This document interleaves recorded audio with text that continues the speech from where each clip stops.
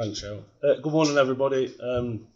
Yeah, I'm not used to public speaking, so please feel free. We're a man down today because someone's not very well. So unfortunately, you've got just me doing the majority of the talking. So just a brief agenda. What we're going to cover today. I'll be really brief, so I know everybody's wants to probably get out to lunch and everything like that. I'll quickly just go through this. So. Yeah, I'm Ian Johnston. I'm head of security and car parking, so throw your rotten fruit now. But yeah, anything to do with security, that's me. We've got Leo Hibbert, who's actually here, but he's actually joined the team in probably the last 3 months. Who's sat in the audience and just going to give us a score out of 10 at the end of it. And Roger is one of our team leaders, and is a really important team leader because he's our dedicated associate trainer. We're going to talk to Roger's going to actually do some of the talking, and he's not going to leave it all to me, hopefully. And he's going to talk to you about what we deliver to our security officers in terms of positive behaviour standards, including physical intervention, and how we train and deal with AVH. And I'll give you some information about that, and then we'll talk a little bit about some stats and how we believe that training has helped and has made a difference over the last 2 years. So I'm going to hand over to Roger, who's going to talk to you about training. I'll dip in because I like talking. So. Okay, guys. Basically, the way that we're training our guys up, we've gone to a local training provider who kind of changed the mould on the way that people were trained up, and we've gone more down the lines of a positive behavioural support. So rather than us turning up dressed as security and getting hands-on, doing the old control and restraint techniques, we're more along the lines of we're trying to find out the history of the person that we're talking to more so that we can help them better. Because at the end of the day, we're there to support you guys. We're also there to help them. All right. And the way that we do this is we train on using our mouths more than physical skills, basically, because we want that as a last resort. We are trained up, and we've got bespoke training that's provided by Sherwood Training, how to deal with physical skills. But we're mainly talking all the time to the patient, trying to find out what's wrong. You know, how can we help you? Who have you spoken to? Because it could be a case of that they've spoken to a doctor or a senior nurse or something, and they've changed shift, and then they've come back to us, and obviously their level of aggression has risen. We get called, so we're just trying to find out. So when we come onto the wards or downstairs in ED, you'll find that our officers will ask certain questions, and they're not asking them to be pedantic, or they're not trying to tell you how to do your jobs, but it helps us in de-escalating the situation straight away because we've got a bit of history behind it. And then obviously if it does continue to escalate and our skills or techniques aren't working, obviously we can get hands-on, but we want that as a last resort. So a couple of years ago, so I've been with the trust about 14 months or so. Prior to me joining the trust, we went from the old control and restraint training, which was a 3-year qualification, so they only had to be retrained sort of. Were trained did a refresher once a year annually, but it was an old style course, and my predecessor with the trust went down this because it is really, really useful. And all the body camera footage is reviewed, and we see what our staff are doing in terms of how they're talking to people. Are they trying to get them? We're here to help. We're not. A lot of people can be obviously afraid of security. We do have, particularly at Queens, we do have big guys, and they're not dormant, and Sorry, Roger. So yeah, we really want to enforce that communication piece. It's the very first thing. Restraint will always be the last resort, and unfortunately, there are always going to be that necessary type of restraint that we need to do to keep everybody safe, including the patient. So just some quick info really. So PBS is a 4-day course.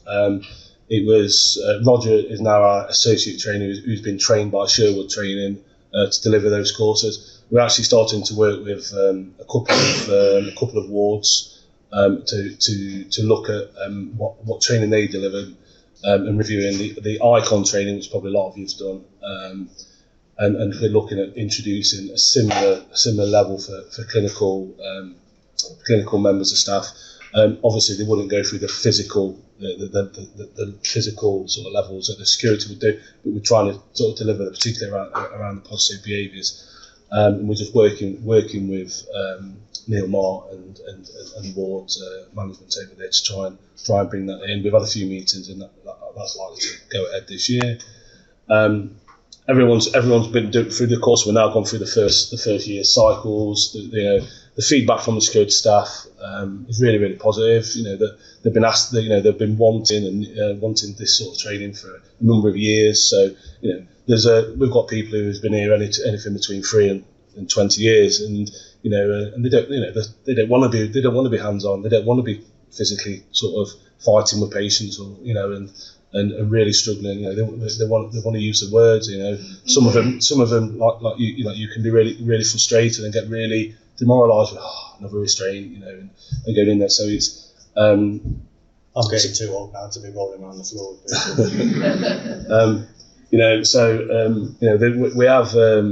We have had a reduction in restraints, not necessarily a reduction in incidents, but we've had a reduction in restraints since we've introduced PBS training, and we're about 30% reduction in restraints. We're only one of 2 trusts that actually have PBS trained staff. It's still a relatively new thing in the industry, particularly the security industry. And the only other one is Manchester. They've had more of a reduction in their restraints, but my personal opinion is we have a more under-reporting culture. So I do think that those incidents are happening, those restraints are still less. But I think it's hard for us to recognise what exactly that is, while we have a bit of an under-reporting culture. So some of that's around our training for our staff as much as anybody. I believe that the training's effective because of the nature of it. We deal with human behaviour, so it's human nature to do some of the stuff that these patients are presenting us with. So with a greater understanding of human nature and human behaviour, it's enabled us to carry out better de-escalation skills. So and we have had feedback from you guys as well, saying that it's really effective. They came up to the ward. They didn't have to tie them up like a pretzel. They actually spoke to them, and they went back to the bed. And you can see the surprise on some of the staff's faces. How did you do that? We've been asking them for ages. It's not what you say, it's how you say it sometimes. Moving on. So just since I don't know who was here from the last one, so I've just included a few updates really in terms of the security team, and so we've recently had, like obviously we rolled out the 220 body cameras for the clinical staff. Obviously we've actually you can see Roger's archaic old camera that is currently got on. We've literally just had a replacement, very similar to it's a real camera, and we've just got them. We're just about to roll them out in the next month or so. So you'll start to see a security have, and there's lots of improvements in that. So that has an old-fashioned SD card in, which has really concerning sort of GDPR things like that. So now everything will be uploaded automatically to a system and get reviewed much more quickly by our management team, so we can pick up any behavioural things, whether it be patients or staff members, or including ours. I just want to say I've got to say something about car parking. So and so I haven't heard all of it today, but obviously when I came in, talked about staff on staff. Obviously, I appreciate car parking is very emotive and very frustrating, particularly if you don't have a permit. But there's been a significant rise in AVH in car parking, and whether that be patients, whether that be staff members, sort of. I just want to sort of it's. Just like Roger when they come to work, just like everybody, nobody wants to be talking to badly, whether it be either way. But staff members are reporting a huge rise in sort of rudeness, abuse, and they're just like anybody. They come to work to do their job. They don't come here to be abused like So we've had a new structure signed off, which is going to increase the number of security officers in the department towards the end of this year. Once we've gone through some recruitment, we're at QMC. We're taking the team from 5 officers to 6 officers per shift, excluding team leaders, and that's again a really positive investment in the team that will help us support the likes of Neil and his team, for us to and you guys to be able to be. Not so much. I mean, we can't come to a call for whatever, because we might already be really busy dealing one or two others. So that's been a really positive one.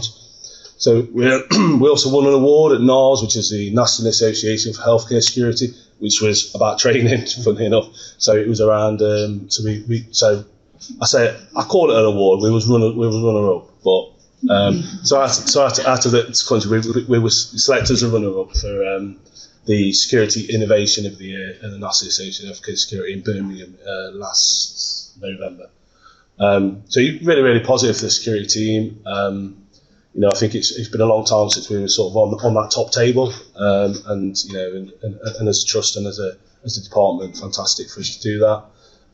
We've had a commitment for some investment into CCTV. So I'm sure everybody will agree it's lacking, and we need more cameras, and we're currently just about to go for a program to remove the Chinese Hikvision camera system that we've currently got, and by September that will be replaced by a Cinetic system, which will enable lots and lots of improvements, and then over the next 3 years we'll be looking at an upgrade project to add more cameras into the trust to provide more support and more coverage for able to. Clearly, just CCTV obviously lets the police do their job much better, much more smoothly, and enables us to prosecute offenders. So really, really positive that is. Just a little bit about the security team, really, and I'm sure if you may have heard this last time, but so we have around 77 officers covering the 3 sites. We respond to calls for assistance, always attend, and we have an aim to be with you. For emergency calls within 3 minutes. Clearly, obviously at Queen's, when we can be really, really busy, and sometimes that can go if we already have multiple incident shouts going on at the same time. Crime reduction actions. We work through a crime reduction action program in terms of obviously the biggest reduction to crime will always be seeing an officer out on patrol and having someone to deter. I've seen Roger in action this morning, actually doing that, and just like these guys, obviously used to the situation. Quick example: myself and Roger and Leo was walking through the department this morning. A guy eyeballed us straight away, and sometimes it can be the vest, and within 5, Roger recognised that within 10 minutes. The spidey senses started going. Yeah. Yeah, so obviously, like I say, patrolling obviously is one of the fundamentals of the service. There's no bigger deterrent to crime, AVH, antisocial behaviour than just seeing a security officer. Seeing a security officer walk by, he might be minding his own business, but people can react on that and alter their behaviour. Clearly, sometimes it can have the opposite effect as well. It's not going to solve everything. Staff and patient escorts, so we'll provide escorts when we need to. We provide when we have safety concerns, welfare concerns. We will provide escorts to cars if needed to. If staff members have had any concerns, provide response to alarms. That all over the trust, depending on what it is. But 9 times out of 10, it's in the evening. Obviously, missing persons is obviously one of the big ones. I know you've spoken about that recently, and we'll provide that where we can. Clearly, the increase in CCTV will massively help us in able to allocate to find when people wander off, and obviously we would do red watches or supervised bed watches, for when people are that aggressive and provide highlight so much of a risk that we're not prepared to accept that risk and leave that patient just alone with you guys. I'm just checking for time. 5 minutes. Right. So just some stuff what you can expect from us, and how we support you. We provide that rapid response to violence and aggression.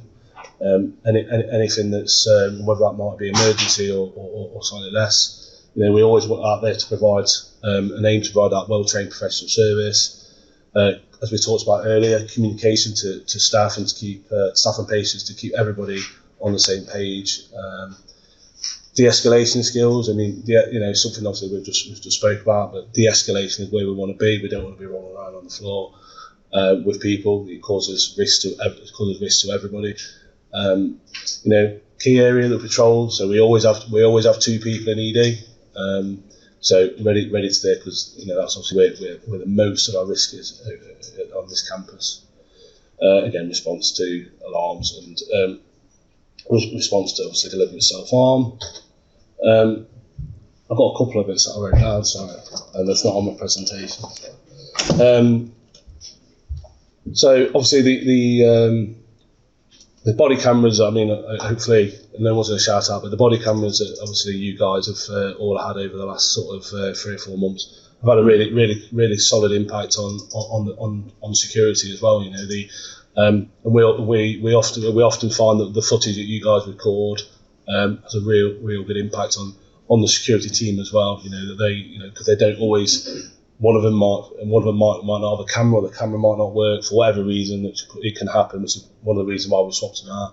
But that footage really helps. We review that. So Glynn Osborne, our assistant security manager at Queen's, he's responsible for reviewing all of your footage and anything that he highlights that to any risk in me. And it's always good that you guys contact us as well and say, can you have a look at this or have a look at that if anything that's raised. Again, I just want to say abuse is the same for our staff as it is for yours. Can make them feel really makes them feel, well, Roger can tell you, it makes them feel really demoralised at times, and we have multiple racial incidents where people get abused, our staff, and it causes them significant problems as well, because they're just human beings like everybody, aren't they? We're conducting, as we said earlier, rapid reviews. So we're probably having 3 or 4 rapid reviews a week when it's highlighted. And sort of finally, I don't know who works in ED, but you'll start to see the likes of myself and Leo, the management team, walking around. And please feel free to say hello. And sometimes we get some right funny looks, and go, "What's he doing down here?" But yeah, please feel free to say hello. We're there to. We want to be visible to you guys. We want you to come and say hello. We want you to come and tell us if you've got any issues. If security may have done something you might not have been happy with. Feel free to come and say hello, and we're there to support you as much as anything. So feel free just to talk to us. Any questions? Not done bad considering how a lot of talking. Yeah. Can I just ask, did you have any involvement with the homeless guy by the river, or did he just? We are constantly involved with him. There's people just because obviously it's not part of the trust internally, but when you're walking past, areas like that, and there are people about, do you? The thing with that is because it's not on site, we've got no jurisdiction. We can't tell to leave there. We can't. Obviously, council have been involved in that, and obviously police. So we have a number of reporting lines that we report that to. So when we reported, if say we saw something like that, we'd report it to you, and then you would. Yeah, that's fine. Further, or do we need to? No, you can report it through to us, and we've got those links, and we can report. Yeah, we wouldn't physically go there and obviously start removing people or anything like that. But yeah, if it's a welfare concern and you concern, please. He is one of our regulars that turns up. Yeah. So he's a nice enough chap. He is when he's not drinking. Yeah. Just to inquire, with similar question as well. Are there security cameras in all our car parks to make sure that all the... Not all. No, we don't have all of car parks on CCTV. It would depend on what. So we don't have one on car park 11 at the moment. Just to our notices, we're going through a program at the moment. So that will be risk assessed, but not all. We've got some really good coverage out there, but not quite as much. I'd always want more. Just to also that young lady there, there's also an alternative to the car park over the overhools through the car park closest to the bridge. Yeah. Thank you. I believe he's no longer there. So the tent has just been left. Yeah.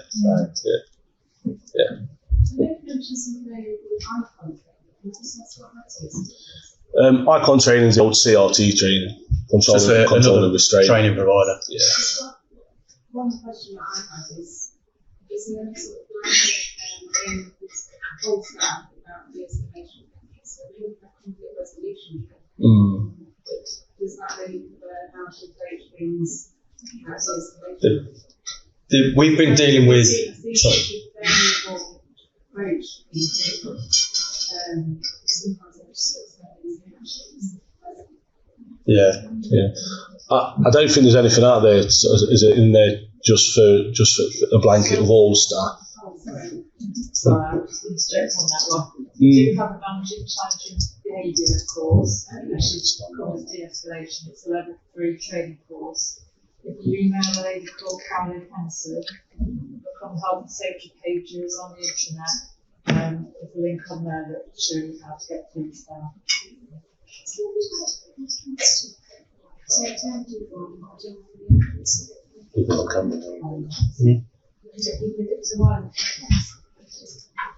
Sorry. Can I just say, I've noticed a massive shift in security since I've been at the trust over the last 13 years or so, for the better. Whenever we call you guys, you provide a great service. Sometimes your presence is just enough. And I just want to say thank you. Thank you. No, I appreciate that. Thank you. And you're welcome to control eye casualty. You always do a smile. No, it's really useful. We'll certainly pass that back to the team. Ward checks is something that we'd like to do more, obviously, with more staff and just to be a bit more visible presence on wards. You might just see me pop up on the ward if your sluice doors are open. And you've got the biscuits out.